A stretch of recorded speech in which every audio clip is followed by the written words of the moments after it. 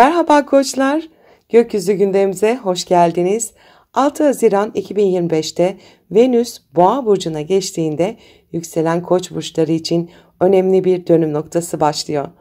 Venüs Koç burcunun ikinci evine yerleşiyor ve bu finansal güvenlik, değerler ve kişisel kaynaklarla ilgili önemli gelişmelerin yaşanacağı bir zamanı işaret eder. Aynı zamanda Venüs'ün Jüpiter ve Satürn'den aldığı olumlu açılar maddi durumunuzda istikrar sağlayan ve sizi güvence altına alan etkiler yaratıyor. Astrolojik gündeme geçmeden önce minik bir hatırlatma yapmak istiyorum. Kanalıma abone olmayı, videoları beğenmeyi, sevdiklerinizle paylaşmayı, minicik de olsa bir yorum bırakmayı unutmayın lütfen. Jüpiter, Koç burcunun 3. evine yerleşmiş ve İkizler burcunun son derecelerinde İletişim, eğitim, kısa yolculuklar ve günlük iletişimlerde büyüme ve genişleme fırsatları sağlıyor. Venüs'ün 2. evinize yapacağı olumlu açılarla birleşen Jüpiter etkisi maddi değerlerinizi ve kişisel kaynaklarınızı arttırmak için fırsatlar sunabilir. Özellikle iletişim yoluyla kazanç elde etme, ticaret veya kısa süreli işbirliği fırsatları bu süreçte önemli olabilir. Jüpiter'in genişletici etkisiyle yaratıcı fikirleriniz ve projeleriniz finansal anlamda size kazanç sağlayabilir. Satürn ise 1. evinizde, kişisel kimliğinizde, hedeflerinizde ve yaşam yolculuğunuzda ciddi bir sorumluluk bilinci getiriyor.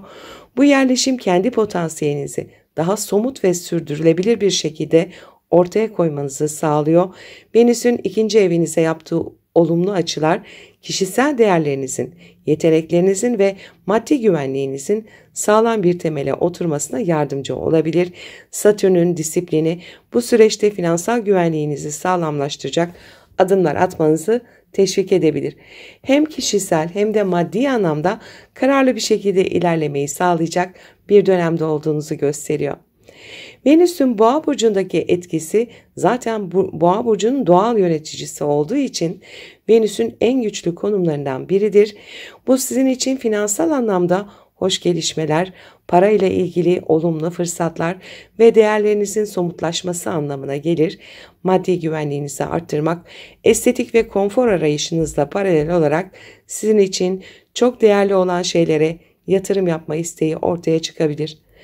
Özellikle değerlerinizi yeniden gözden geçirebilir ve neyin sizin için gerçekten önemli olduğunu daha net bir şekilde belirleyebilirsiniz.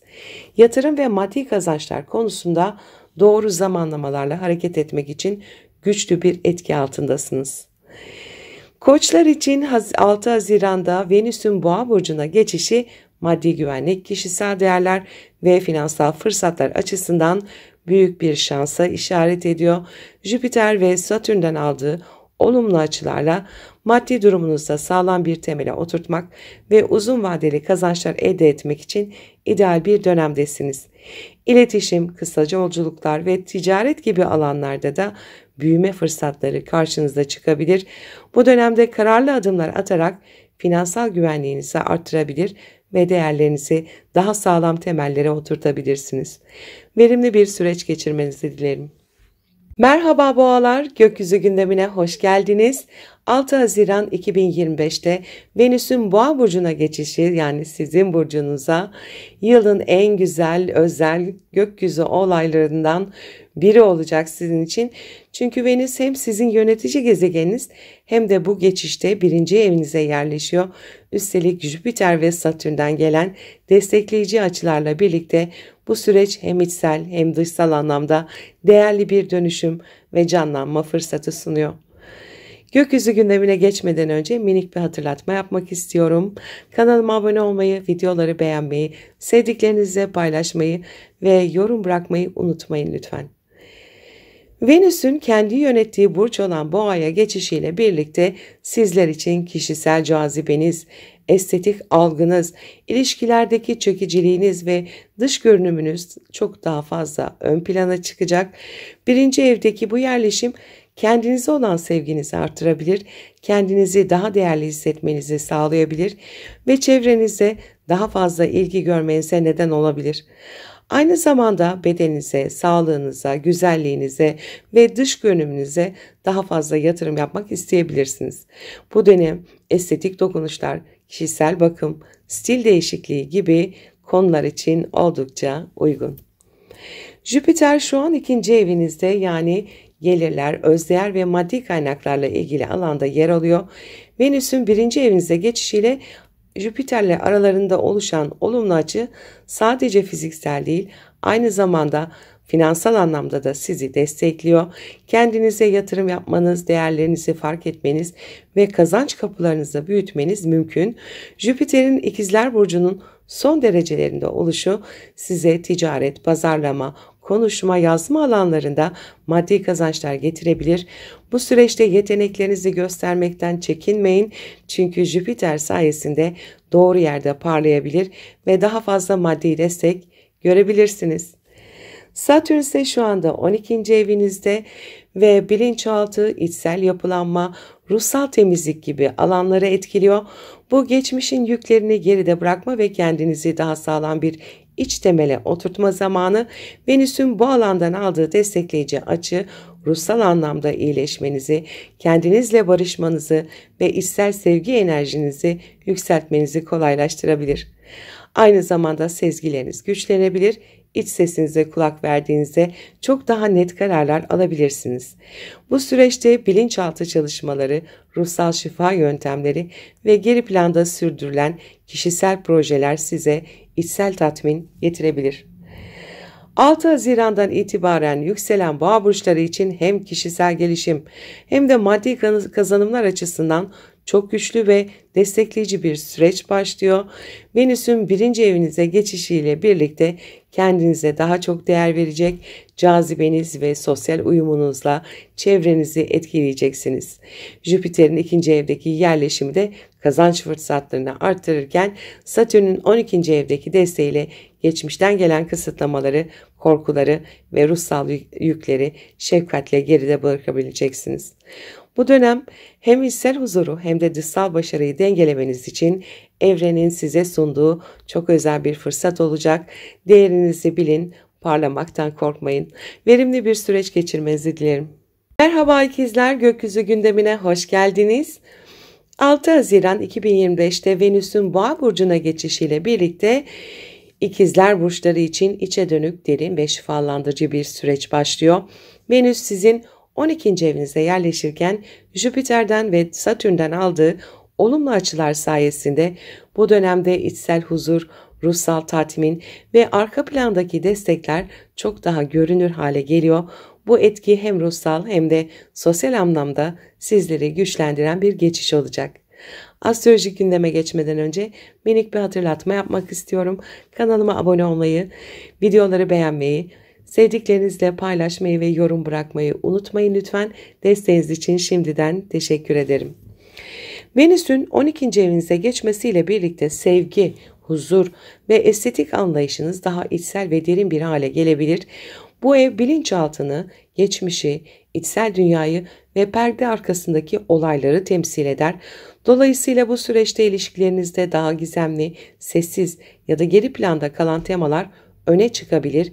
Gizli duygular, platonik bağlar ya da içinizde sakladığınız arzularla yüzleşebilirsiniz. Aynı zamanda ruhsal şifa, sanatsal yaratıcılık ve sezgisel farkındalık açısından da çok verimli bir dönemdesiniz. Kimi zaman inziva, sessizlik ya da yalnız kalma isteği artabilir. Bu da içsel gücünüzü yeniden inşa etmenize katkı sağlar. Jüpiter şu anda sizin yükselen burcunuzda, yani birinci evinizde yer alıyor ve son derecelerde ilerliyor. Bu sizin için çok önemli bir büyüme, genişleme ve fırsatlar dönemini simgeliyor. Venüs'ün 12. evden Jüpiter'e yaptığı olumlu açı özellikle perde arkasına dönen konuların lehinize sonuçlanmasını sağlayabilir. Kendinizi hem içsel olarak güçlendirip hem de dış dünyada daha etkili bir şekilde gösterebilirsiniz. Kimi yükselen ikizler için bu dönem gizli destekçilerin ortaya çıkması, geçmişte yapılan iyiliklerin karşılığının alınması ya da maneviyat yoluyla yeni kapıların açılması anlamına gelebilir. Satürn ise şu anda 11. evinizde, yani sosyal çevre, arkadaşlıklar ve gelecek planları alanında yer alıyor. Bu yerleşim uzun vadeli hedeflerinizi disiplinle inşa ettiğiniz bir dönemde olduğunuzu gösteriyor. Venüs'ten bu alana gelen olumlu açılar sayesinde sosyal çevrenizden gelen desteklerle daha sağlam, daha kalıcı bağlar kurabilirsiniz. Aynı zamanda dostluklarınızda daha samimi, sadık, güven veren ilişkiler gelişebilir. Ruhsal gelişim yolculuğunuzda sizi destekleyen insanlarla karşılaşmanız, birlikte daha derin ve anlamlı projeler üretmeniz mümkün. 6 Haziran itibariyle Venüs'ün Boğa burcuna geçmesiyle birlikte sizler için içsel huzur, maneviyat ve ruhsal güzellik ön planda olacak. Jüpiter'in yükselenizde bulunması zaten sizi bu yılın parlayan yıldızlarından biri yaparken Venüs'ün de desteğiyle bu parıltının temelleri içeriden atılacak. Satürn'ün de katkısıyla bu parıltı boş bir ışık değil, sağlam, sorumluluk sahibi ve kalıcı etkiler taşıyacak. Bu süreçte sessizlikten, yalnızlıktan ya da geri planda yürütülen işlerden korkmayın. Tam aksine iç sesinizi dinlemek, geçmişle barışmak ve geleceğe sağlam bir şekilde yürümek için gökyüzü size son derece güçlü ve şefkatli bir destek sunuyor. İçsel huzurunuzun dış dünyadaki başarılarınıza nasıl yansıdığını bu dönemde net bir şekilde göreceksiniz. Verimli bir süreç geçirmenizi dilerim. Merhaba yengeçler, gökyüzü gündemimize hoş geldiniz. 6 Haziran 2025'te Venüs'ün Boğa burcuna geçişiyle birlikte yengeç burçları için sosyal çevre, dostluklar, gelecek planları ve kolektif hedefler açısından son derece verimli ve destekleyici bir dönem başlıyor. Venüs sizin 11. evinizde yerleşiyor ve aynı anda Jüpiter ve Satürn'den aldığı olumlu açılar sayesinde hem ilişkiler hem de kariyer yolculuğunuzda sağlam temelli fırsatlarla karşılaşabilirsiniz. Astroloji gündeme geçmeden önce minik bir hatırlatma yapmak istiyorum. Kanalıma abone olmayı, videoları beğenmeyi, sevdiklerinizle paylaşmayı ve minicik de olsa bir yorum yapmayı unutmayın lütfen. Desteğiniz için şimdiden teşekkür ederim. Venüs'ün 11. evinize geçişi sosyal yaşamınızda canlanma, dostluklarda güzelleşme ve kolektif projelerde artan uyum anlamına gelir. Bu dönemde arkadaş çevrenizden destek görebilir, yeni dostluklar kurabilir ya da eski ilişkilerinizi yeniden yapılandırabilirsiniz. Topluluklar içinde parlayabilir, sanat, güzellik, estetik ya da sosyal amaçlarla yürütülen faaliyetlere dahil olabilirsiniz. Aynı zamanda gelecek planlarınızı daha keyifli, estetik ve yaratıcı bir bakış açısıyla yeniden şekillendirebilirsiniz. Özellikle kadın figürlerinden veya zarif, destekleyici insanlardan önemli yardımlar da alabilirsiniz. Jüpiter şu anda 12. evinizde, yani ruhsal büyüme, bilinçaltı, içsel genişleme ve geri planda çalışan koruyucu etkiler alanında. Venüs ile olan uyumlu etkileşimi sayesinde perde arkasında sizin adınıza işleyen hayırlı gelişmelerin ve manevi desteklerin etkisini hissedebilirsiniz. Bu süreçte sezgileriniz güçlenebilir, rüyalarınız yol gösterici olabilir ve içsel rehberliğiniz artabilir. Sosyal çevrenizdeki kişiler ya da katıldığınız topluluklar iç dünyanızı şifalandırmanıza vesile olabilir. Ayrıca gizli dostluklar ya da henüz görünür olmayan ama gelecekte şekillenecek fırsatlar da gündeme gelebilir. Satürn haritanızın tepe noktasında 10. evde yer alıyor. Bu da kariyer, statü, toplumsal imaj ve sorumluluklarla ilgili konularda ciddi, yapılandırıcı ve kalıcı etkiler taşıyor. Venüs ile Satürn arasındaki uyumlu açı özellikle sosyal çevre aracılığıyla kariyerinizde sağlam bağlantılar kurmanızı, itibarlı kişilerle işbirliği yapmanızı veya hedeflerinize daha estetik ve uyumlu bir yoldan ulaşmanızı kolaylaştırabilir. Bu dönemde hem iş hayatınızda hem de toplum içindeki duruşunuzda güven veren, dengeli ve karizmatik bir izlenim yaratabilirsiniz. Yükselen yengeç burçları için 6 Haziran sonrası dönem dostluklar, sosyal gruplar ve gelecek hedefleri açısından oldukça destekleyici ve keyifli bir zaman dilimi olabilir. Venüs'ün 11. evinize gelişiyle birlikte hayatınıza neşe, sosyal uyum, estetik değerler katılacak. Jüpiter'in 12. evdeki konumu sayesinde sezgilerinizle hareket ederek arka plandaki fırsatları yakalayabilir. Satürn'ün 10. evden verdiği destekle de bu fırsatları kalıcı başarılara dönüştürebilirsiniz. Gerek sosyal çevrenizden, gerekse ruhsal rehberliğinizden gelen desteklerle bu dönemde hem kalbiniz hem kariyeriniz daha dolu dolu hissedecek, kendinizi yalnız hissettiğiniz alanlarda evrenin koruyucu gücünü daha derinden hissedeceğiniz içten dışa güçlenme dönemine adım atıyorsunuz. Verimli bir süreç geçirmenizi dilerim. Merhaba aslanlar, gökyüzü gündemine hoş geldiniz. 6 Haziran 2025'te Venüs'ün Boğa burcuna geçişiyle birlikte aslan burçları için kariyer, toplum önündeki imaj, statü ve otorite figürleriyle ilişkiler alanında son derece parlak ve destekleyici bir dönem başlıyor. Venüs'ün 10. evinize yerleşmesi Jüpiter ve Satürn'den gelen olumlu açılarla birleştiğinde hem profesyonel hayatınızda hem de toplumsal duruşunuzda dikkat çekeceğiniz, takdir göreceğiniz ve sağlam adımlar atabileceğiniz bir süreci işaret ediyor. Astrolojik gündeme geçmeden önce minik bir hatırlatma yapmak istiyorum. Kanalıma abone olmayı, videoları beğenmeyi, sevdiklerinizle paylaşmayı, küçük de olsa bir yorum bırakmayı unutmayın lütfen. Desteğiniz için şimdiden teşekkür ederim.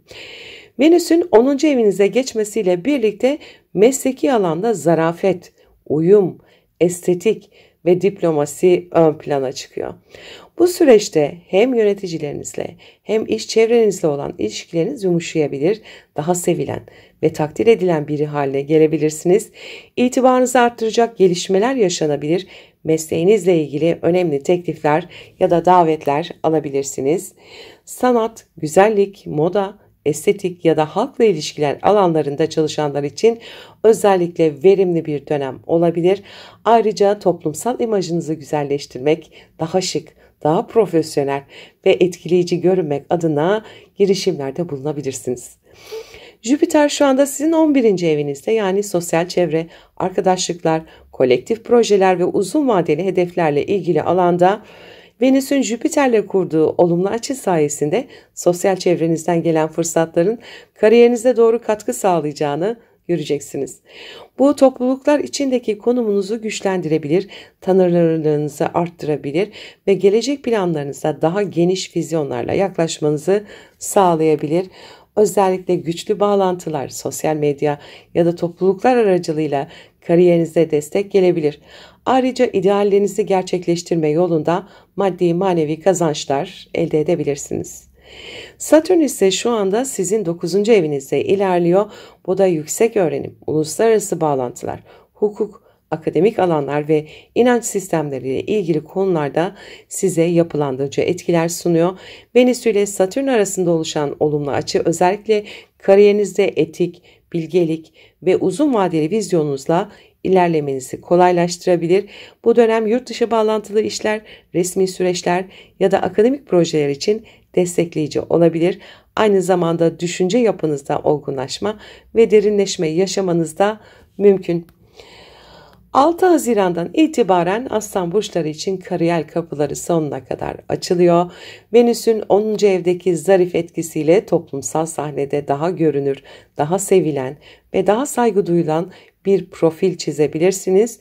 Jüpiter'in 11. evdeki konumu sayesinde sosyal çevreniz size yeni fırsatlar sunarken Satürn'ün 9. evde verdiği destekle bu fırsatları uzun vadeli başarıya dönüştürebilecek bilgi, sabır ve stratejiye sahip olacaksınız. Bu dönem hem görünürlüğünüzün hem de vizyonunuzun büyüdüğü bir dönem. Başarılarınız sadece bireysel çabanızla değil, aynı zamanda doğru çevreyle işbirliği içinde olmanızla da şekillenecek. Kariyerinizde kalıcı bir iz bırakmak için Venüs'ün ışığını takip edin. Gökyüzü sizin sahnenizi aydınlatıyor. Verimli bir süreç geçirmenizi dilerim. Merhaba Başaklar, gökyüzü gündemimize hoş geldiniz. 6 Haziran 2025'te Venüs'ün Boğa burcuna geçişiyle birlikte Başak burçları için uzak hedefler, yüksek öğrenim, inançlar, yurt dışı bağlantıları ve yaşam felsefesi gibi konuları kapsayan 9. ev alanında parlamaya başlıyor. Venüs bu alanda zarif, kalıcı ve huzur veren etkiler sunarken Jüpiter'den gelen kariyer destekleri ve Satürn'den gelen dönüşümsel sabır sayesinde ruhsal ve entelektüel büyümenizi daha görünür hale getireceğiniz oldukça yapıcı bir sürece giriyorsunuz. Astrolojik gündeme geçmeden önce minik bir hatırlatma yapmak istiyorum. Kanalıma abone olmayı, videoları beğenmeyi, sevdiklerinizle paylaşmayı, minicik de olsa bir yorum bırakmayı unutmayın lütfen. Desteğiniz için şimdiden teşekkür ederim. Venüs'ün 9. evinize yerleşmesiyle birlikte hayat görüşünüzü güzelleştiren, ilham veren deneyimlere açık hale geliyorsunuz. Bu dönem seyahatler, yüksek eğitim, akademik süreçler, yabancı kültürlerle temas ya da kişisel inançlar açısından oldukça destekleyici olabilir. Uzaklarla bağlantılı olan konular gündeminize taşınırken bu yolculuklar fiziksel olduğu kadar zihinsel ve ruhsal anlamda da olabilir. Estetik ve zarafeti felsefi bakış açınıza dahil edebilir, ilham verici eğitimlere katılabilir ya da yurt dışı kaynaklı işlerle bağlantılar kurabilirsiniz. Bu dönemde aşk da uzak yollardan, yabancı biriyle ya da akademik çevreden gelebilir. Jüpiter sizin 10. evinizde, yani kariyer, statü ve toplumsal rol alanınızda ilerliyor. Venüs'ün Jüpiter'le olan uyumlu açısı sayesinde yaşam felsefenizde uyumlu bir kariyer yönelimi, yüksek idealleri olan bir mesleki yol ya da yurt dışı bağlantılı projeler gündeme gelebilir. Toplum önündeki duruşunuz genişliyor. Sadece başarıya değil, anlamlı ve değerli bir başarıya yöneliyorsunuz. Eğitim ya da seyahat temaları kariyerinizde yeni kapılar açabilir.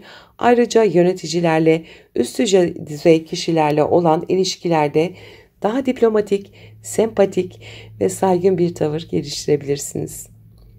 Satürn şu anda 8. evinizde, yani finansal ortaklıklar, miraslar, borçlar, ruhsal dönüşüm ve derin bağlarla ilgili alanı yapılandırıyor. Bu alan bazen zorlayıcı olsa da Venüs'ten aldığı olumlu açıyla birlikte özellikle maddi anlamda güven oluşturma, derin bağlar kurma ve krizleri olgunlukla aşma kapasiteniz artıyor. Bu dönem maddi destekler, eş ya da ortak kaynaklardan gelen faydalar ya da geçmişe dair bir borcun kapanması gibi temaları beraberinde getirebilir. Aynı zamanda duygusal anlamda daha güçlü bağlar kurabilir ve ilişkilerinizde daha derin bir güven inşa edebilirsiniz. 6 Haziran itibariyle yükselen Başaklar için ilham, bilgelik, vizyon ve uluslararası etkileşimlerle örülü bir süreç başlıyor. Venüs'ün 9. evdeki varlığı sizleri hem entelektüel hem ruhsal açıdan güzelleştiren deneyimlerle buluşturacak. Jüpiter'in kariyer alanınızda oluşu bu güzelliğin ve bilginin toplumsal başarıya dönüşmesini sağlarken, Satürn ise size derinlik, sorumluluk ve uzun vadeli sağlamlık kazandıracak. Bu süreçte sadece hedeflerinize değil, o hedeflerin arkasındaki anlamlara da odaklanacaksınız. Güzellikleri ve sevgiyi uzaklarda, yükseklerde ya da derinlerde bulabileceğiniz bir dönemdesiniz. Bilgiyle, inançla, zarafetle büyüyorsunuz. Verimli bir süreç geçirmenizi dilerim. Merhaba teraziler, gökyüzü gündemimize hoş geldiniz. 6 Haziran 2025'te Venüs'ün Boğa burcuna geçişiyle birlikte terazi burçları için maddi, manevi derinleşme, dönüşüm ve ortak kaynaklar alanı olan 8. evde güçlü ve destekleyici bir etki başlıyor. Venüs bu evin yöneticisi olarak burada son derece güçlüdür. Hem finansal hem duygusal konularda size koruyucu, şifalandırıcı ve iyileştirici etkiler getirir. Venüs sizin de yönetici gezegeniniz. Üstelik Jüpiter'den ve Satürn'den aldığı olumlu açılar bu süreci hem büyütür hem kalıcılaştırır. Astrolojik gündeme geçmeden önce minik bir hatırlatma yapmak istiyorum. Kanalıma abone olmayı, videoları beğenmeyi, sevdiklerinizle paylaşmayı ve yorum bırakmayı unutmayın lütfen. Desteğiniz için şimdiden teşekkür ederim. 8. ev astrolojide krizleri, dönüşümü, paylaşılan kaynakları, mirasları, sigorta, nafaka, vergi, kredi gibi konuları, aynı zamanda da ruhsal derinliği temsil eder. Venüs burada yer alırken sizin için bu karmaşık alanlara yumuşacık bir dokunuş getirir. Maddi anlamda başkalarıyla paylaştığınız kaynaklar artabilir, eşin geliri, ortak kazançlar, sponsorluklar ya da destek fonları gündeme gelebilir. Aynı zamanda duygusal anlamda da daha derin bağlar kurmak, güvene dayalı ilişkiler geliştirmek, geçmişteki travmaları sevgiyle dönüştürmek için çok elverişli bir dönemdesiniz. Bu süreçte iç dünyanıza dönerek kendinizi ve bağlarınızı yeniden yapılandırabilirsiniz. Venüs'ün boğadaki gücü sayesinde korkularınızı sevgiyle dönüştürme, krizlerden güçlenerek çıkma kapasiteniz oldukça yüksek olacak. Jüpiter sizin 9. evinizde, yani yüksek öğrenim, uluslararası ilişkiler, yurt dışı bağlantıları, inanç sistemleri ve hayat vizyonu ile ilgili alanınızda ilerliyor. Bu yerleşim Venüs ile uyum içinde çalışarak sizin dönüşümünüzü entelektüel ve ruhsal bir büyümeye taşıyabilir. Felsefi ya da manevi çalışmalarla ilgilenebilir. Terapi, şifa, astroloji gibi alanlardan güçlü farkındalıklar elde edebilirsiniz. Aynı zamanda akademik ya da hukuki bir konudan gelecek bir kaynak ya da çözüm de söz konusu olabilir. Satürn sizin 7. evinizde, yani birebir ilişkiler, ortaklıklar ve evlilikler alanınızda yer alıyor. Bu pozisyon ilişkilerde ciddi, sorumluluk odaklı ve yapılandırıcı bir dönemden geçtiğinizi gösterirken, Venüs'ten aldığı destekle bu ilişkilerin daha sağlam temellere oturması mümkün hale geliyor. Evlilik, ortaklık ya da danışmanlık gibi bağlarınızdan maddi manevi fayda görebilir. Özellikle paylaşıma dayalı ilişkilerde uzun vadeli güven inşa edebilirsiniz. 6 Haziran itibariyle yükselen terazi burçları için hayatın görünmeyen, derin ve dönüştürücü alanlarında güçlü bir güzelleşme, iyileşme ve destek dönemi başlıyor. Venüs'ün 8. evdeki etkisi size ruhsal anlamda derin bir huzur, hem de maddi anlamda beklenmedik kazançlar getirebilir. Jüpiter'le birlikte bu dönüşüm süreci bilgelikle bütünleşirken Satürn desteğiyle ilişkilerinizde ciddi adımlar atabilir, güvene dayalı bağlar kurabilirsiniz. İçsel dönüşümünüzün ödülleri hem kalbinizde hem hayatınızın kaynaklarında kendini gösterecek. Bu dönem hem duygusal hem finansal anlamda güçleniyor. Sizi yoran bağları sevgiyle dönüştürerek yeni bir denge kuruyorsunuz. Verimli bir süreç geçirmenizi dilerim. Merhaba akrepler, gökyüzü gündemimize hoş geldiniz. 6 Haziran 2025'te Venüs'ün Boğa burcuna geçişiyle birlikte akrep burçları için ortaklıklar, birebir ilişkiler, evlilik ve diğer kişilerle yapılan paylaşımlar alanı olan 7. evde önemli bir etki başlıyor. Venüs bu evde oldukça güçlüdür. İlişkilerde zarafet, uyum ve romantizm arayışını gündeme getirir. Aynı zamanda Jüpiter'den ve Satürn'den gelen olumlu açılar bu dönemi çok daha olumlu ve yapıcı hale getiriyor. Astrolojik gündeme geçmeden önce minik bir hatırlatma yapmak istiyorum. Kanalıma abone olmayı, videoları beğenmeyi, sevdiklerinizle paylaşmayı ve minicik de olsa bir yorum yapmayı unutmayın lütfen. Desteğiniz için şimdiden teşekkür ederim. Venüs'ün 7. evdeki yerleşimi ilişkiler alanında huzur ve uyum arayışını beraberinde getiriyor. Bu dönem aşk ilişkilerinde, ortaklıklar ve evliliklerde çok daha romantik, neşeli ve uyumlu bir atmosfer yaratabilir. Evlilik veya ortaklık gibi ciddi ilişkilerde iyileşmeler, derinleşmeler ve daha dengeli bir paylaşımdan yana gelişmeler yaşayabilirsiniz. Eğer mevcut bir ilişkiniz varsa bu dönemde çok daha derin bağlar kurulabilir, ortak değerler etrafında birleşebilirsiniz.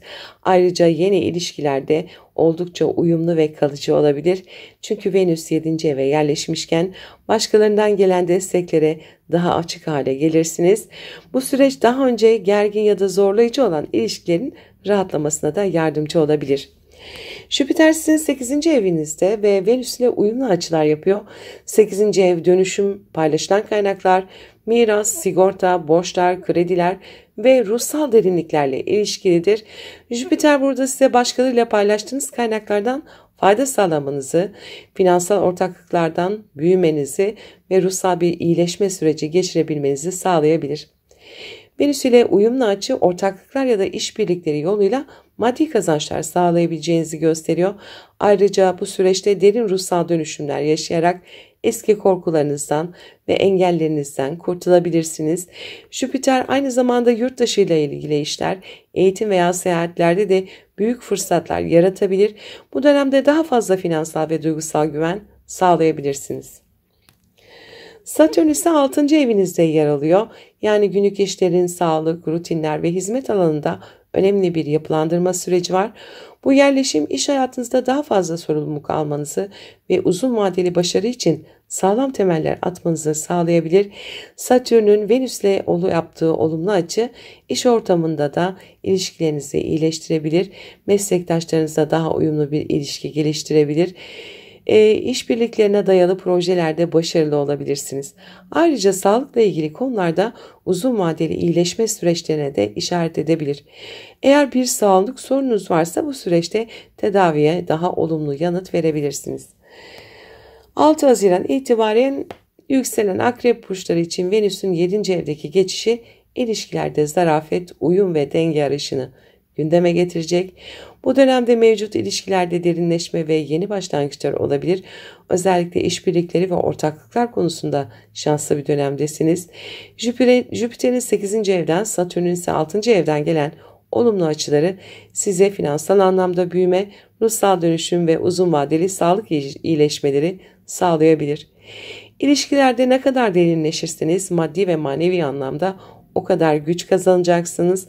Bu dönemi başkalarıyla kurduğunuz bağları geliştirmek, finansal anlamda rahatlamak ve günlük yaşamda dengeyi bulmak için oldukça faydalı kullanabilirsiniz. Verimli bir süreç geçirmenizi dilerim. Merhaba yaylar. Gökyüzü gündemine hoş geldiniz. 6 Haziran 2025'te Venüs'ün Boğa burcuna geçişi yay burçları için günlük yaşam, iş hayatı ve sağlık alanlarında önemli etkiler yaratacak. Venüs'ün 6. evdeki geçişi sizin için çalışma hayatı, rutinler, sağlık ve hizmet alanlarında şans ve güzellik getiren bir süreç başlatıyor. Bu dönemde hem kişisel sağlığınızla hem de profesyonel hayatınızdaki ilişkilerle ilgili olumlu gelişmeler yaşanabilir. Jüpiter ve Satürn'ün olumlu açıları ise bu dönemi daha güçlü kılacaktır. Astrolojik gündeme geçmeden önce minik bir hatırlatma yapmak istiyorum. Kanalıma abone olmayı, videoları beğenmeyi, sevdiklerinizle paylaşmayı ve minicik de olsa bir yorum bırakmayı unutmayın lütfen. Desteğiniz için şimdiden teşekkür ederim. 6. ev günlük işler, rutinler, hizmet sektörü, sağlık ve çalışan ilişkileriyle ilgilidir. Venüs burada genellikle iş hayatınızda uyum ve güzellik yaratır. Bu dönemde çalışma ortamında daha huzurlu bir atmosfer yaratabilirsiniz. İş arkadaşlarınızla daha uyumlu, keyifli bir dönem geçirmeniz mümkün. Ayrıca sağlık konularına dair şanslı gelişmeler yaşanabilir. Eğer sağlık sorunlarınız varsa iyileşme süreciniz daha hızlı ve rahat olabilir. Venüs sağlık ve bakım konusunda da size olumlu etkiler yapacak. Güzellik, estetik ve bakım ile ilgili alanlarda destek alabilirsiniz. İş hayatınızda estetik, zarafet, işbirliği arayışı ön plana çıkacak. Birçok yay burcu bu dönemde iş yerindeki ilişkilerde iyileşmeler ve uyumlar yakalayabilir. Ayrıca çalışma koşullarınızda da bazı yeni güzel düzenlemeler yapılabilir. Jüpiter sizin 7. evinizde yani ilişkiler, ortaklıklar ve evlilik alanınızda yer alıyor. Bu yerleşim ilişkilerde büyüme, genişleme ve şans getiren bir döneme işaret eder. Venüs'ün 6. evdeki etkisiyle birlikte ilişkilerinizde denge kurma, karşılıklı fayda sağlama ve uyum arayışınız güçlenecek. Evliyseniz ya da bir partnerle ilişkiniz varsa bu dönem ilişkinin derinleşmesi ve daha sağlam bir temele oturması için oldukça uygun olacaktır. Eğer yalnızsanız Venüs'ün 6. evdeki etkisi iş hayatı ya da sosyal çevreniz aracılığıyla yeni bir ilişkiye başlamanızı sağlayabilir.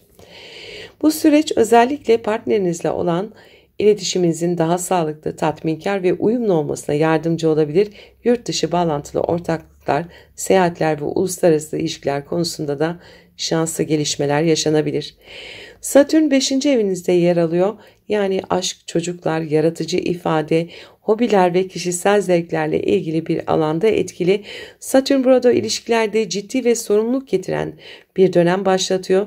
Ancak Venüs'ün 6. evdeki desteğiyle bu dönemi daha yapıcı ve daha verimli hale getirebilirsiniz. Özellikle yaratıcı projelerde daha fazla sorumluluk alabilir, hobilerinizi iş hayatınıza entegre edebilirsiniz. Aşk hayatınızda ise ciddiyet ve uzun vadeli güven arayışı ön planda olacak. Bu süreçte partnerinizle ya da çocuklarınızla daha sorumlu ve anlamlı bağlar kurabilirsiniz. 6 Haziran itibariyle yay burçları için Venüs'ün 6. evdeki geçişi iş ve günlük yaşam alanlarında güzellik, uyum ve şans getiriyor.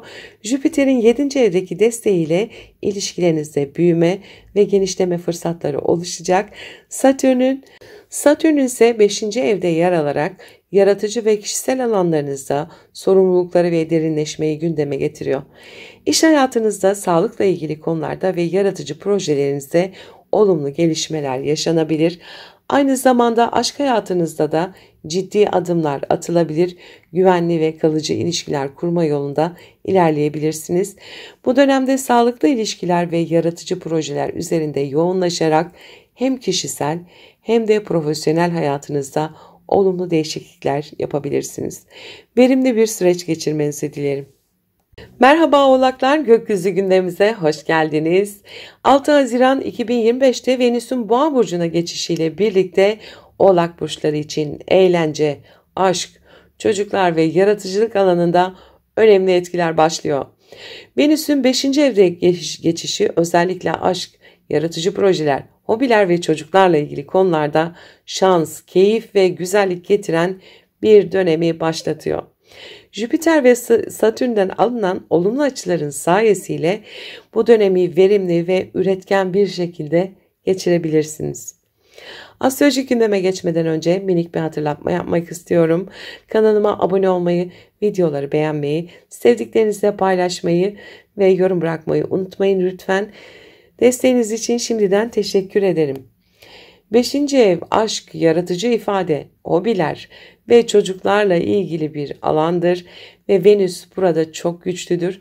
Bu aşk hayatınızda neşe, romantizm ve zarafet arayışınıza girebileceğiniz bir dönem. Eğer bir ilişkiniz varsa ilişkilerde daha tatmin edici, romantik ve eğlenceli bir atmosfer yaratılabilir. Bu dönemde partnerinizle daha derin bağlar kurabilir, birlikte keyifli zamanlar geçirebilirsiniz. Ayrıca eğer çocuk sahibiyseniz çocuklarla daha uyumlu ve sevinç dolu bir ilişki geliştirebilirsiniz. Venüs'ün 5. evdeki etkisi aynı zamanda yaratıcı projelerde de ilham verebilir.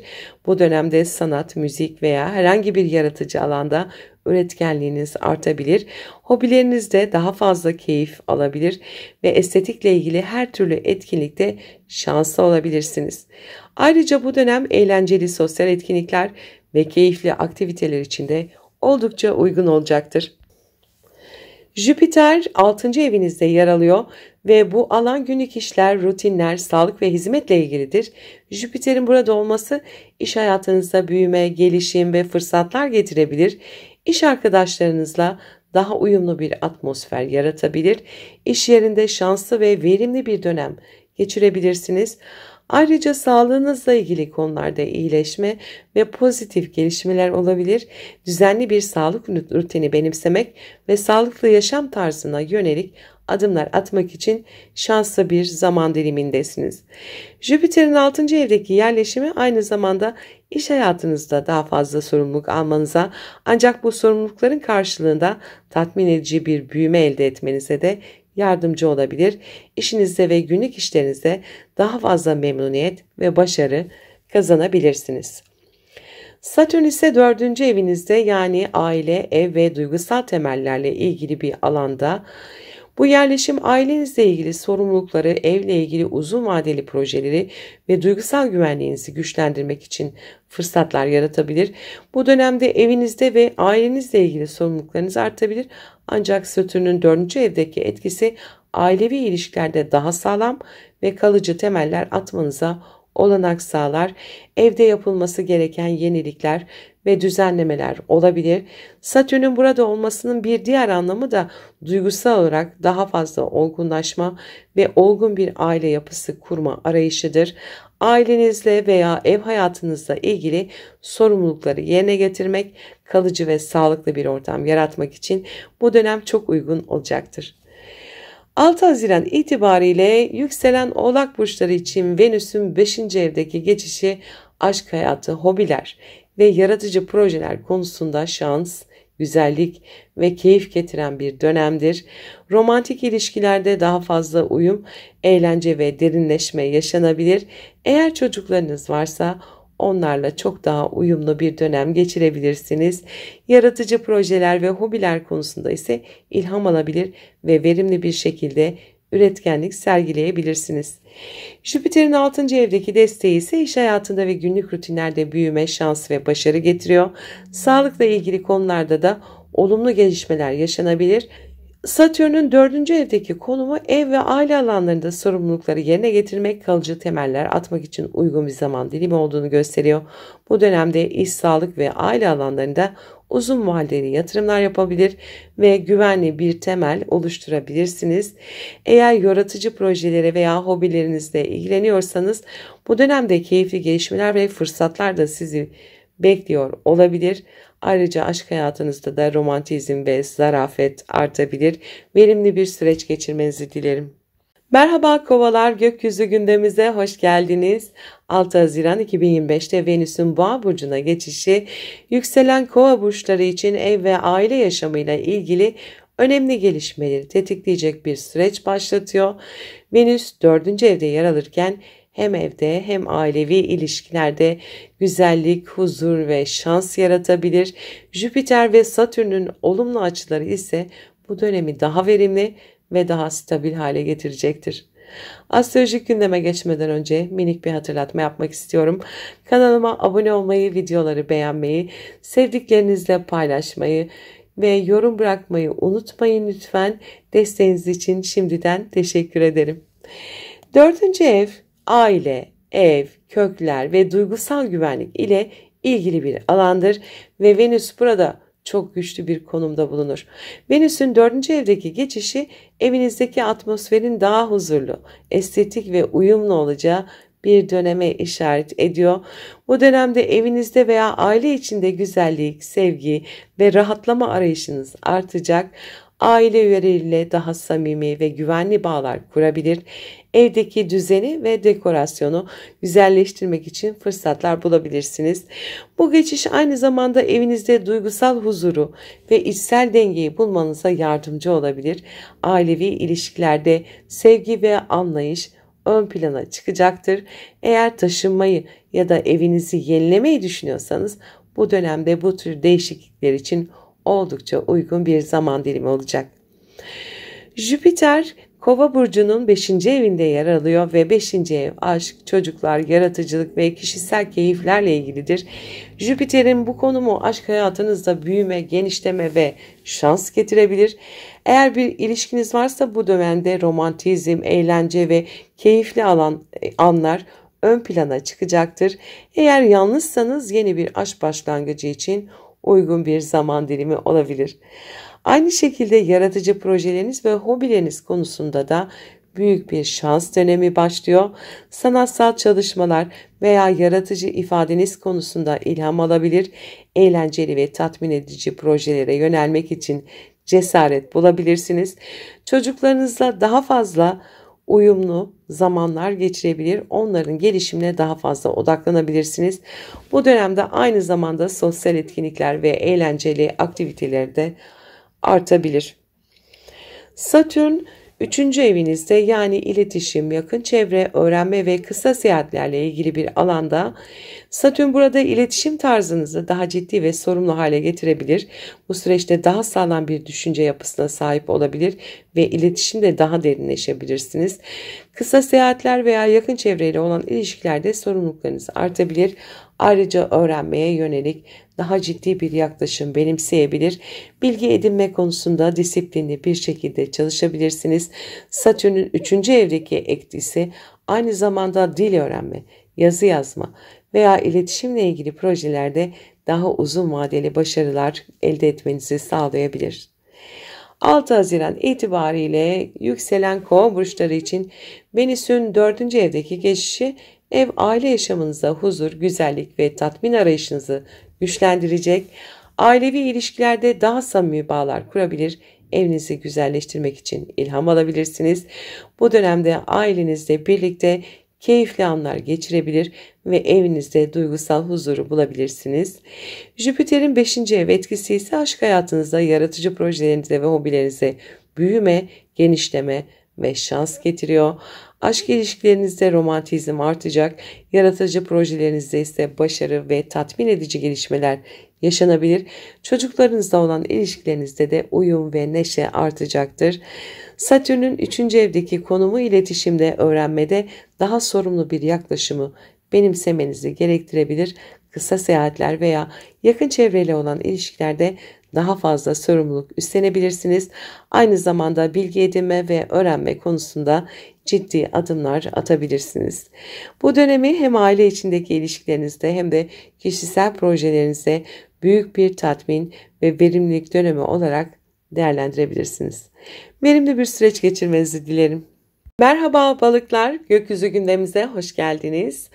6 Haziran 2025'te Venüs'ün Boğa burcuna geçişi balık burçları için yakın çevre, iletişim ve aile konularında önemli gelişmeler yaşanacağı bir dönemi başlatıyor.